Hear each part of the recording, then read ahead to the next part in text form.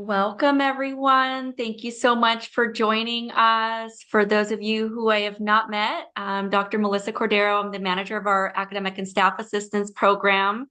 Today, we have Dr. Kate Hawley, who will be presenting on January Wellness Workshop, which is called Aligning Action with Purpose, Using Values to Guide Decision-Making and Goal Setting in the New Year. And I also just want to briefly introduce Valeria Moreno, who is our newest clinician here at ASAP. She is a licensed clinical counseling professional, and she is here with us today as well. And you'll be seeing a little bit more of her in our Tranquil Tuesdays. But I'll turn it over to Kate to start our wellness workshop. Thank you all for being here. Thanks so much, Melissa. And yes, we're so excited to have Valeria with us. Hi, everyone. So glad that you could join us today on an important topic about what we do with the new year. And as each new year begins, we often experience some pressure, whether from ourselves or from societal messages, to do things differently, to accomplish more, change in very significant ways, and to kind of use January as this jumping off point to be like a fresh new person. And that can be motivating, but we often find that as time passes, the excitement wears off. It becomes difficult to maintain the goals or realize the visions that we had for ourselves. And this is often because we're asking ourselves, how can I be different than I am? And it's often that we're wanting to be a fresh new person instead of asking ourselves, how can I come back to who I am? How can I allow myself to be more myself? And if I were doing that, what goals would I create for myself then? So today we're really going to focus on those questions by identifying the difference between values and goals and how we can use both together to move toward more authenticity and purpose. We're going to take a good amount of time to reflect on and identify our core values. And then we'll discuss ways to bring decisions and goals in line with values so that we're making changes that actually work for us and align with what we care about, which leads to a sense of fulfillment and purpose. So for today's workshop, I'm going to invite, if you would like, I'm going to invite some participation in the chat, or you can unmute yourselves to participate as well. And we are recording, but the chat function won't be recorded, and any video or sound from participants will be edited out of the recording, if that's something anyone's worried about. So to start off, let's take a moment to kind of settle in, give ourselves the opportunity to really take in whatever is helpful today and shift gears from whatever we were all previously doing. So I'm gonna, again, invite you all to slow down your speed, recognize that you're here now in this moment. Maybe give yourself some time to take a few breaths in through the nose, out through the mouth. Get any wiggles out. And even if you need to get yourself comfy, like if you like to be on the floor or you want to move to the couch, or do whatever you need to do to make it feel like an enjoyable experience for you.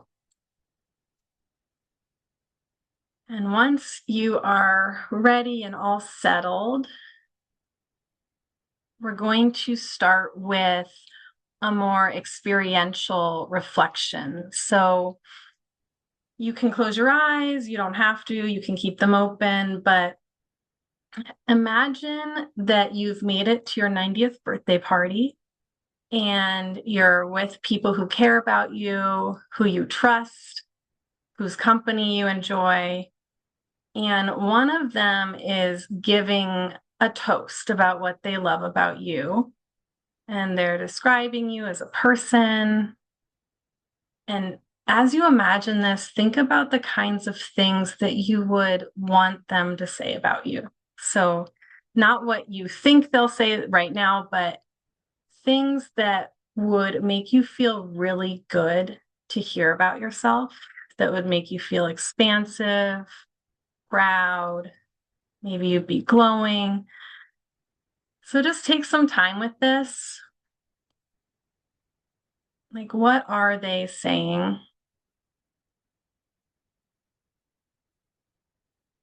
And you can make a mental note or you can jot down some notes about what comes up for you. And I'll just give you a couple minutes here.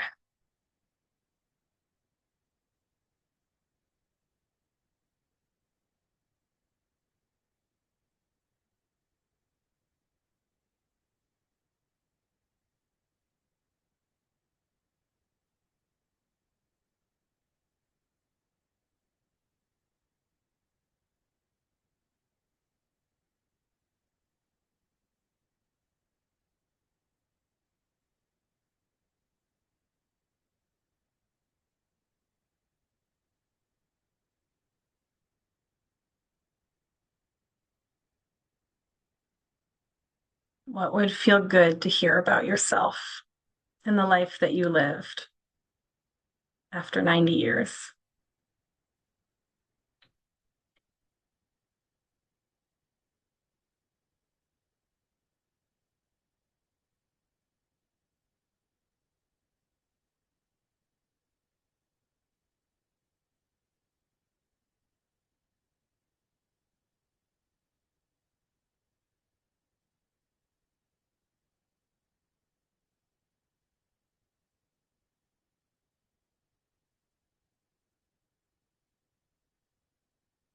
I can't see everyone, so I'm gonna have you just take a couple more moments, and then if you'd like, if it feels good to you, you can share in the chat or unmute yourself what you noticed or what are some of the things that you think would feel really nice to hear.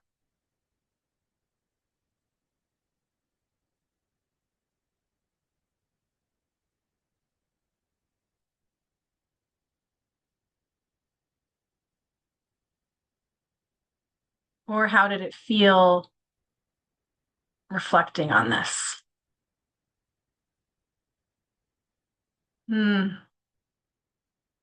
Yeah, don't want people to say she was so stressed. How I made other people feel, helping them feel better after being around me.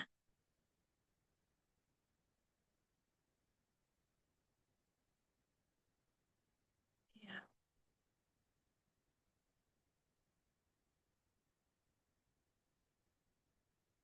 Yeah, both of those, thank you for sharing. Both of those things are really, they're not about things that we've accomplished, they're things about the essence of how we are or the qualities that we've brought. So someone else's thing made a difference in their life. They're glad I'm in their life, supported, loved, and cared for them. Good friend, mother, wife, wonderful mother, emotional. Felt nice to imagine uplifting others, put others' interests first. Yeah, those are also beautiful, and when we do take that moment to step back and zoom out and think about what we want people to say about us, it's usually the things we find especially important in life to either experience or uphold. So the things that we believe contribute to a life well lived. And that's essentially what our values are. So when we look more into values, again, it's really what we find important in our life. And Stephen Hayes is a psychologist who founded acceptance and commitment therapy, which is an approach about bringing our actions in line with our values. And so he defines values as chosen qualities of being and doing, and essentially how we choose to engage with life and with our situations. And what we value provides us with direction, with purpose, meaning, and really serves as a compass. So again, I didn't see anyone's comments on like, I achieved this goal, right? And it's not the destination, it's more how we went about things. And yeah, that they're not really things that can be tamed. We don't arrive at values, we use them to guide us. And values are really specific to each individual, and they're culturally informed, they're informed by our context, they're informed by our families. So they're very personal, and there's no way to have like a right or a wrong value. It's just what we deeply care about. And we'll also notice, looking back over the course of life, that oftentimes they change based on life stages and experiences and context. So it can be really helpful to kind of reassess over the years. What is it that I find most important? Where do I gather meaning in my life? What does that look like across these different stages? And here are some examples, that again, the compass rather than destination, kindness, ambition, connection, curiosity, growth, and so on. So when differentiating between values and goals, it can be really helpful to think about the example of a road trip, that we have a place that we are wanting to go that would be the goal, the destination. And then what do we do on the way? How do we enjoy ourselves? What do we focus on that leads us to feel fulfilled? So in our life, in modern life, we receive a lot of messages that the goals are what matter most, that to be happy, there are certain things we must achieve. And if we don't achieve them by a certain time, we're not going to be happy or fulfilled. And if we're not careful, that can lead us to be constantly chasing goals that might not even align with what we truly care about.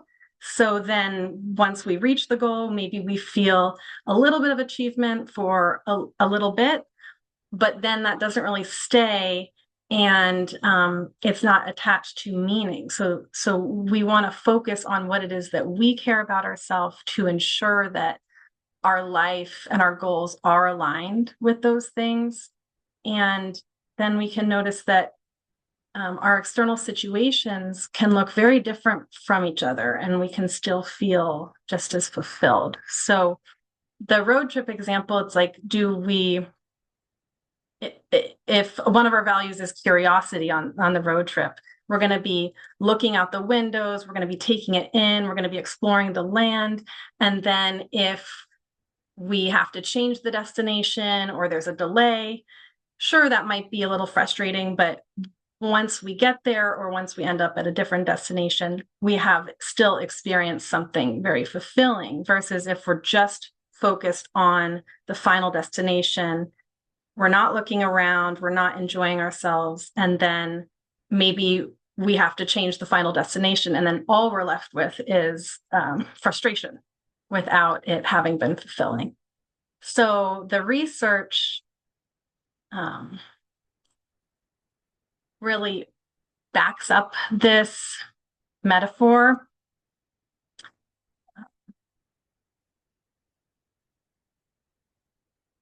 Yeah, and what we all know to be true on an experiential level is that when we take action to live more in alignment with our values, and we aren't focused only on our goals, then we do feel more fulfilled, more meaning, more purpose. We experience decreased stress.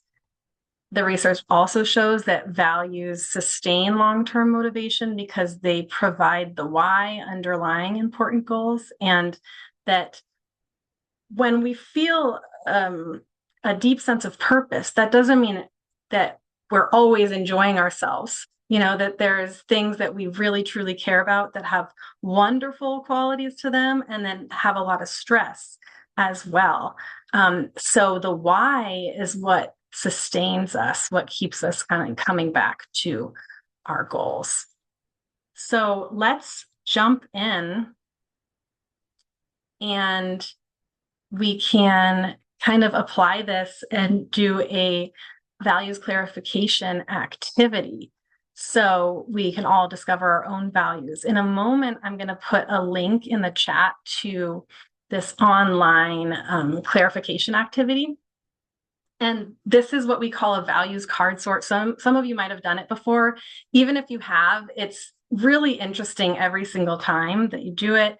And essentially, when you go to the link that I'm going to drop in the chat, you're going to see a list of values and you'll be asked to go through different rounds of sorting these based on what matters most to you. And the values you see are really common values. And so everyone's going to feel like they're important to some degree. So the goal of the exercise is for you to identify what's most important. So putting something in the less important pile does not mean you don't think it's important. It's just, what do you value most? That's what we're really trying to get at. And you'll also see that this isn't an exhaustive list of all values that exist. So if there's something on there that is something that's not on there that's really important to you, you can add it in to the custom part of the exercise, or you can add it to your list later. So you're going to sort the list a couple times, and I would just invite you all to really go with your first instinct. Like, don't engage in the negotiating and like what should I value, what's right to value. Just really go with what your gut says in that moment. And this is going to take probably 5 to 7 minutes. So if you can just put up your hand, like when you're done, then I can get a sense of when we can move on. But go ahead, take your time with this. And just notice the process as well. And let me know if you all are able to access it. Should be.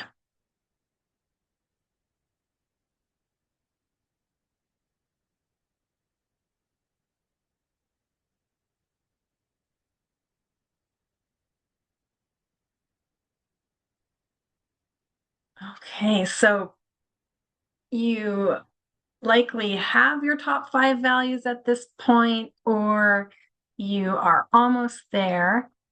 And for those of you who have completed the exercise, this doesn't mean you're stuck with these and can't shift them. It's just a jumping off point for reflection. And so I would say take a picture or save them to your desktop so that you have them. And then I'm just curious, you can answer in the chat or out loud what you observed about the process for yourself. Were there surprises? What was difficult? What was easy? Any other, thoughts or feelings come up?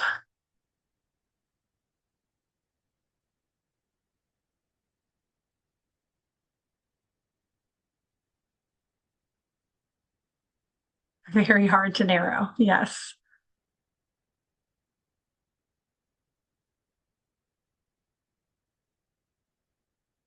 Yeah, the shoulds. Absolutely. The difference in what we're told to value versus like what comes from within. It can be really hard to identify what's what there. And sometimes they're not, we can't completely disentangle them either. Yeah. Hard to narrow it down. Had to think about what brings most joy. Yeah, which are foundational. Can you have health if you don't have security? Can you play if you don't have freedom? Great points. Yeah. And that, there's like a philosophical lens to that. And then that's also on an individual level, right? Like some people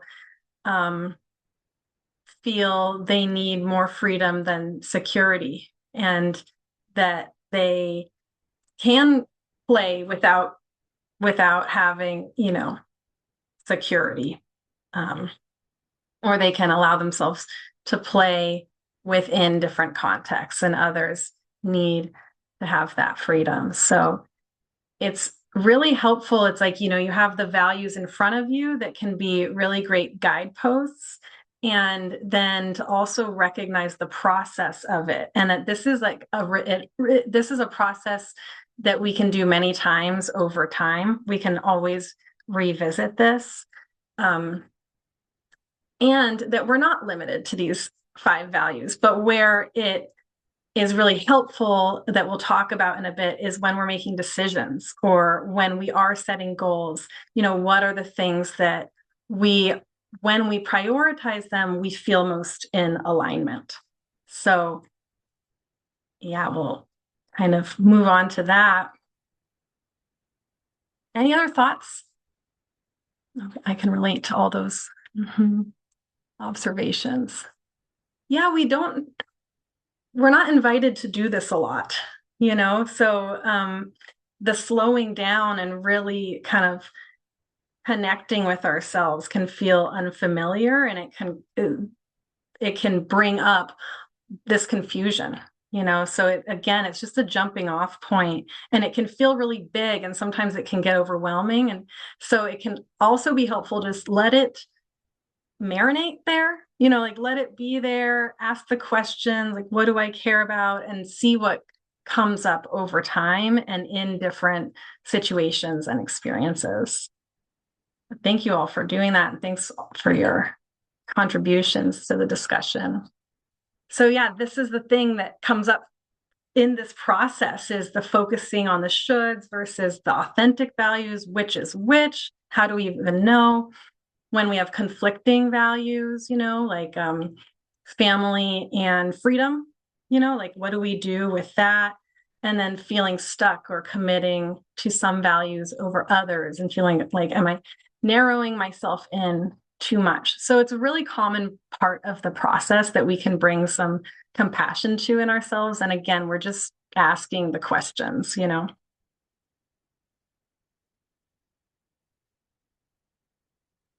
So now that we've identified some of our values or started to ask the questions, we can talk about values-based living. And what this is it's essentially an intention to really align our actions and daily choices with what we value most when possible. And so it's not an all or nothing approach. It's, again, more asking ourselves, where can we make small changes that move us closer to our purpose or meaning? Where can we motivate ourselves by recognizing the why underlying certain activities or tasks or goals? And when we start to view our decisions through the lens of values, we can reclaim choice and realign with what matters. So we can also start to notice, where do we feel off about certain situations? Where are we irritable, frustrated, tired? And that can sometimes indicate that we're out of alignment with the things that we care about most. And sometimes we're also assuming something's important to us because we haven't challenged it yet or brought conscious awareness to it. So, in this example, I want to perform perfectly at work, but I actually value community. I keep missing important events in my social life. And then when we really, clarify the values,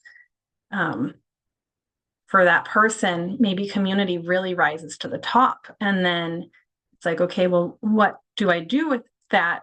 This actually isn't a strong value of mine, and I'm aligning a lot of my actions with that. And that's not feeling good. Then I'm missing out on the things that I find fulfilling. So values-based living, again, it's not this all or nothing thing. It's just kind of where can we be a little more intentional, and really bring awareness to ourselves, to our values and our behaviors, and make small adjustments that help us experience more purpose and meaning.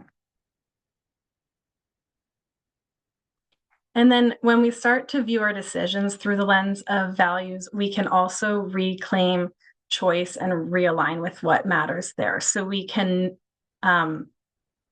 when we use our values to guide decision making, we can feel more at peace with the outcomes of our decisions, even when there's pain in either outcome. There can be a clean kind of pain when there's something that maybe we didn't want, but we had to make that choice anyway, but it feels aligned, versus a murky kind of pain or disappointment where it doesn't feel aligned. It doesn't feel like it's opening up, a new avenue for us in terms of alignment. So this is a framework for bringing values into decision making. And oftentimes when we're making decisions, when it's hard, it's because there's two things that are really important to us that we're considering. Easy decisions are clear because there's one thing that we clearly value over something else. So we really want to ask ourselves, like, what decision are you considering? What are the options that you're considering? Getting clear on that. And if as I'm talking, there's a decision or a conflict in your mind that you're thinking of, feel free to jot some things down as they come to mind. An example, a very small example might be, you value community and health, and you're feeling really tired, but you also had said you would go to a friend's celebration of something that they accomplished. So these are the places where even in small everyday decisions, we're kind of weighing our values and figuring out what we do with that. So the second step is in bringing clarity to where the different options align with your most important values. Again, usually when a decision is difficult, it's because there are several outcomes that we value. And then you want to assess how might your options conflict with the values. What options might you be resisting because they're simply not in alignment? So there might be a choice that's easier to make in some ways, but like on a practical level, but it doesn't feel right to us. And so the other choice might be harder practically, but it's more in alignment. Those are the sorts of things that come up for us. And then the fourth step is really assessing which values or which value or values you absolutely must honor for yourself. There's rarely a correct decision, but sometimes we feel, again, that we just can't go against a strongly held value in making a decision. And then which values are you willing to compromise? So are there other ways to honor it? So in the example of, valuing health and community, maybe it's like, I just can't go, but there's another way later for me to, meet with my friend and make sure that they feel celebrated, so that I'm able to honor that value at a different time in a different context where it works for me, and I'm not having to compromise too much on that. And so you'll all receive in a PDF of the slides. So you'll have this decision-making framework and you can kind of refer back to it in the future.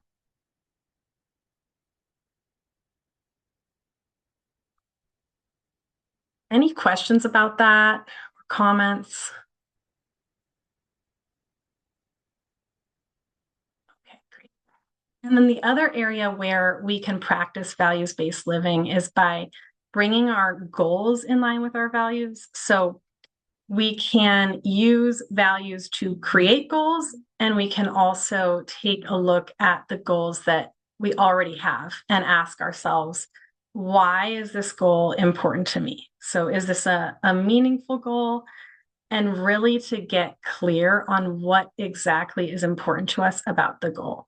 And if the goal is connected with a value, then that's wonderful. Then we can remind ourselves of the reason that we're committing to a certain goal or task, especially when it isn't enjoyable. So it's much easier to say, I get up early for a walk 2 days a week because I value health and movement versus I made a goal for myself to get up early to walk twice a week and ending there. And I feel bad about myself if I don't do it. So that the value underlying the goal is that kind of compass. Like, well, this is the reason that I do it. And that actually feels fulfilling to me. That feels aligned. So we can get a lot of motivation from that. And then if we find that a goal actually isn't aligned with our values, we can give ourselves the freedom to choose a different goal that is. So when possible. So, asking ourselves what goal or goals will move me closer to my values. That, we might have a goal to clean the house several times a week. And maybe when we look deeper, we realize this isn't something I fundamentally care about. This is some other thing that I've kind of downloaded. I care much more about being outside, and then we can kind of switch the goal to cleaning less. Maybe there's some threshold, right? And taking that time and spending it outside or with other people or in solitude. So again, really looking at like, what is the reason that I'm making this goal and adhering so strongly to it? And does that work for me? Or are there things that I need to shift? And then many of you have probably heard of SMART goals, that goals are most helpful when they're specific, you can measure them, they're achievable, they're realistic and relevant. And so like relevant being connected to your values. And then time bound, meaning there's a time frame that they're set for. And I'm not going to go into depth about SMART goals because we're talking more about generally tying values to our goals today. But if you'd like to learn more, there's a resource slide that you'll receive that has resources about SMART goals, about the decision-making framework, has some other card sort activities there that you can look into as well. So we are going to practice some values-based goal setting based on the card sort activity we did earlier. And so what I'd like you to do is take a look at your top 5 values for today's values clarification activity and choose one that you would like to focus on right now. And I would just, trust your instinct, like which is calling to you, which is jumping out at you. And for that particular value, take a moment to think of a manageable goal that you feel somewhat excited about moving toward in the next week.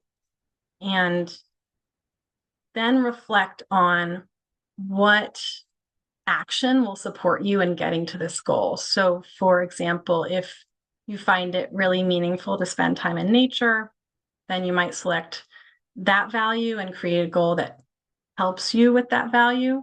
I'll watch the sunset at least once in the next week. It would support me to schedule this with a family member or friend so that I have some accountability. So take a few moments. You can create more than one goal if you have time, if it comes to you really quickly.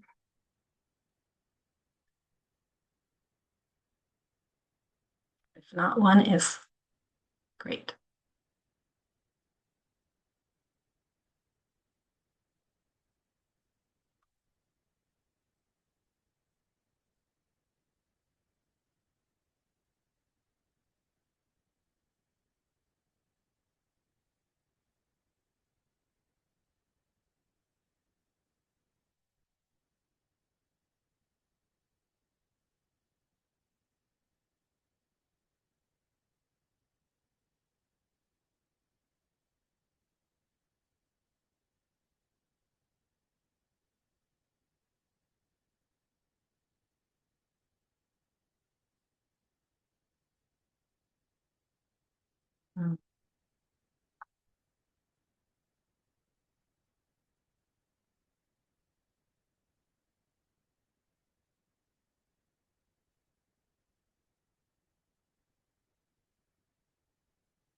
if you're still thinking about it, you'll please continue thinking about it later.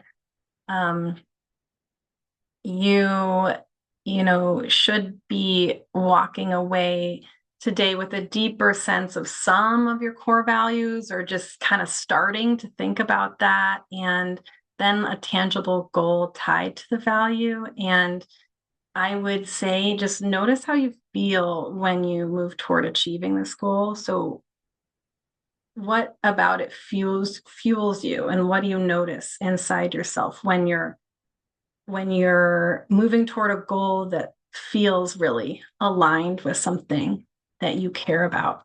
And then again, at the end of the presentation slides, you'll have resources for the card sort activities. There's a list of values there, values-based decision-making activities, and SMART goals. And then one thing to just ponder is, what's one thing you discovered about yourself today that you'll bring with you into the coming weeks or months? And I'll stop there and we can open it up for questions.